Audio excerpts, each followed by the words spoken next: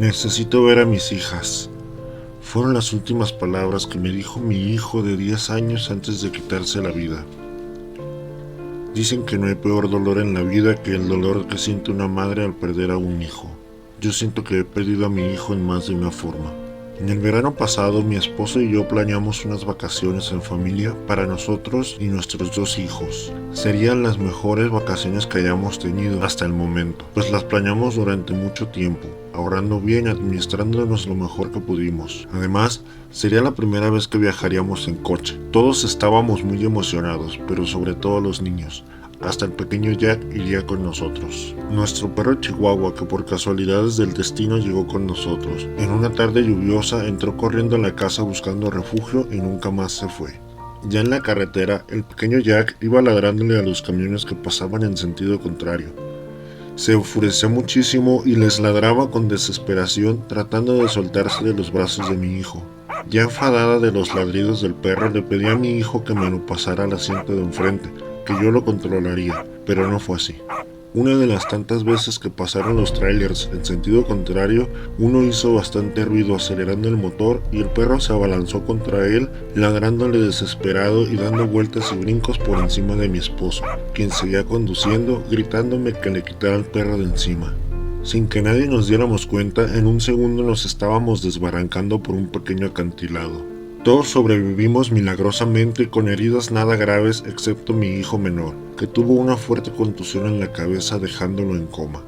Fueron 2 semanas difíciles, el estar día y noche en el hospital, casi sin comer, casi sin dormir, tan solo pidiéndole a Dios que mi hijo despertara de ese horrible coma que lo tenía ahí dormido en esa cama.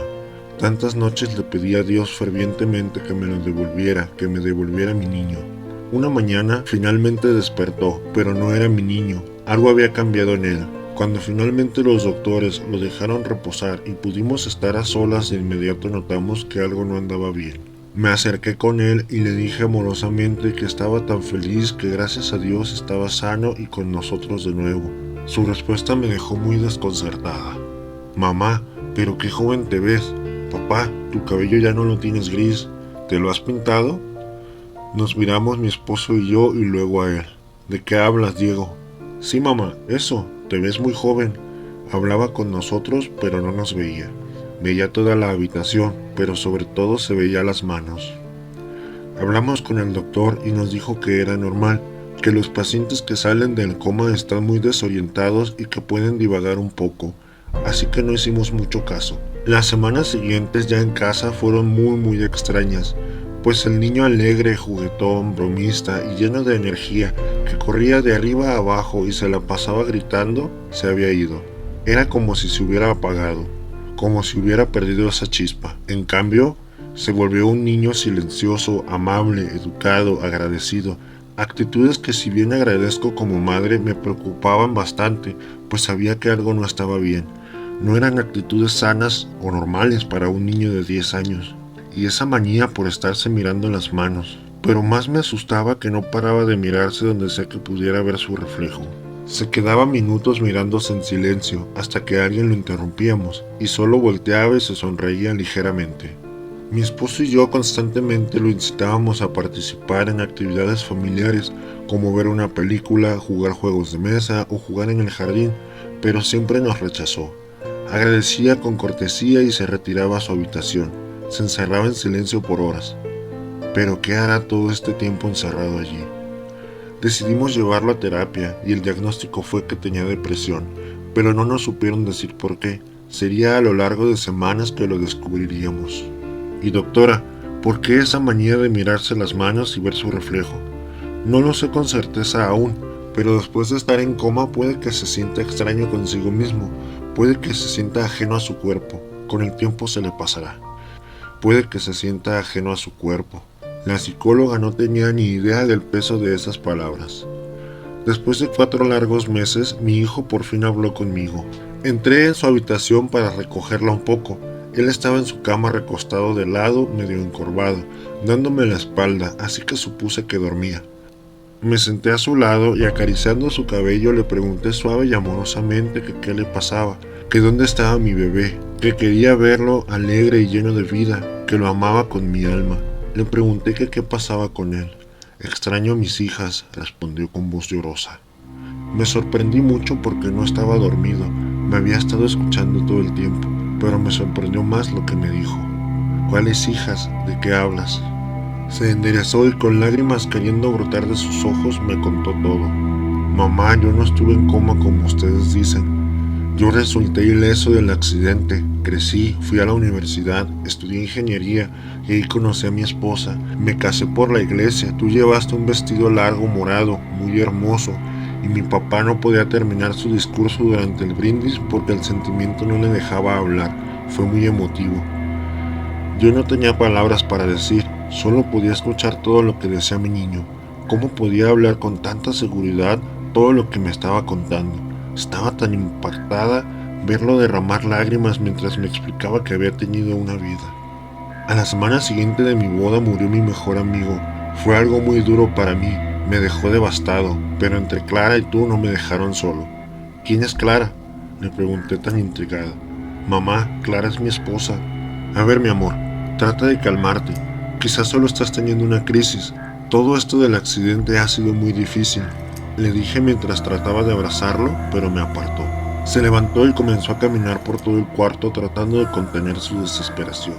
Después se acercó a mí, de frente y mirándome a los ojos me dijo: Mamá, mami, tengo 3 hijas. Son tu adoración, ¿que no las recuerdas? Mamá, yo las vi crecer. Una a una las he visto convertirse en señoritas. Necesitan a su padre. Me necesitan. Necesito estar con mis hijas. Yo les enseñé a caminar, a hablar, a andar en bici. Jugué con ellas, salté a las muñecas. Bueno, a Rosy nunca le gustó, pero ella ama la patineta. Mamá, yo me desvelé para que se quedaran dormidas en mis brazos y velando su sueño cuando se enfermaban. La mirada de mi pequeño de 10 años se veía tan diferente. Tenía meses que no veía sus bonitos ojos color miel, pero se veían tristes, se veían diferentes, como los de un adulto. Hijo, vamos al doctor, ellos te ayudarán a sentirte mejor, nos explicarán qué está pasando.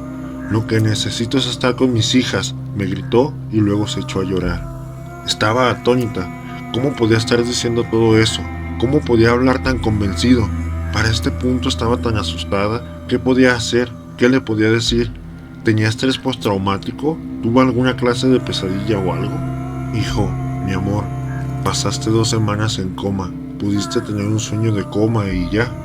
Se giró y pasmado me dijo: Mamá, pasaron 40 años. Toda mi vida desapareció. Esto no soy yo. Esta no es mi vida. Yo ya tuve una vida. Quiero mi vida de vuelta. Quiero que tengas arrugas y que mi padre tenga canas. Quiero besar a Clara y quiero estar con mis hijas. Necesito abrazar a mis hijas. Me estoy muriendo de dolor por verlas. Necesito estar con mis niñas. Estaba tan aterrada que solo podía decirle que sí, que intentara dormir, que necesitaba estar bien para sus hijas. Pero me pidió que no le tomara el pelo, que no era un niño, que tenía que ayudarlo a tener 50 años de nuevo, que tenía que ayudarlo a volver a su casa para estar con su familia. La última vez que las vi, mamá, me caí de una escalera porque tenía un fuerte dolor en el pecho. Era la segunda vez que sentía eso en 2 años. Recuerdo que después desperté a duras penas en la cama de un hospital. Tenía la vista muy nublada, no podía respirar y no podía hablar porque tenía un tubo en la boca. Pero podía sentir que Clara tomaba mi mano y podía ver la sombra de mis 3 hijas paradas a mi izquierda. Recuerdo escuchar la voz de un hombre decir que morí por algunos segundos, que tendrían que cuidar mucho de mí, que no resistiría a otro de esos. Debí haber muerto y por eso estoy aquí. A estas alturas solo lo abracé y quizás malamente, pero por consolarlo, le dije que no se preocupara, que pronto estaría con sus hijas, que encontraríamos la forma. Necesitaba calmarlo a como de lugar. En ese momento abracé a mi hijo sin saber que sería la última vez que lo haría. Lo recosté junto a mí en la cama y comencé a cantarle su canción para dormir. Yo también les canto para dormir, mamá. Lo sé, hijo, duérmete.